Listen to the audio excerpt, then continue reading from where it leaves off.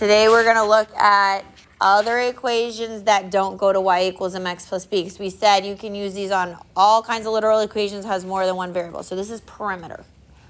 It tells us solve for w. Now, I want you to remember, and if it helps you, we talked yesterday, you can circle the letter we want to get by itself. You can draw your line if you want. We're going to do our same steps as before. So let me ask you this, and you don't have to do this on your paper, but if I colored out this L, do you like that better? What would we do to move everything away from that W? Are you going to move this 2 with the L or the 2 with the W first? The 2 with the L, right? The constant. How do we move it? We're going to minus it. So I'm going to put that L back because it is technically there.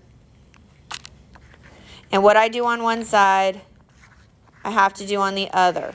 Okay, so this is like the one that was like something x plus something y equals something, right? Now, can I put my P and my L together? No. So remember yesterday we talked about you can just write it. So this is really just like those first examples from yesterday. What's the last thing we need to do here? This is a coefficient. This 2 is a coefficient. It's multiplying. So what's the opposite of multiplying?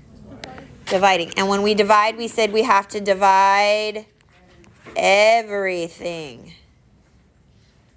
Is this coming back to you from yesterday? So, P over 2, we can't do anything with that. Tell me about a negative 2 over 2. Negative 2 over 2. 2 divided 2 is what? 1. You can write that 1 if you want. You don't have to write the 1. You can just write L. Minus L. Make sure you have a minus. And then W. So if I wanted to find the width, I could use this formula. Now, if they gave us a number for P and L, that would be a little bit easier. You could just plug them in, and I think you could go from there. But sometimes we have to change it. Okay? So that is very much like we did yesterday. So let's connect it to what we did yesterday. I'm not going to worry about these other ones on the side. We're just going to write our own. Let's do 3x minus 4y equals 12. Okay? So this is what we did yesterday, and we're going to solve for y. We're going to do some more practice with that today. What are we going to do first? And remember, if it helps you, we can cross out the x.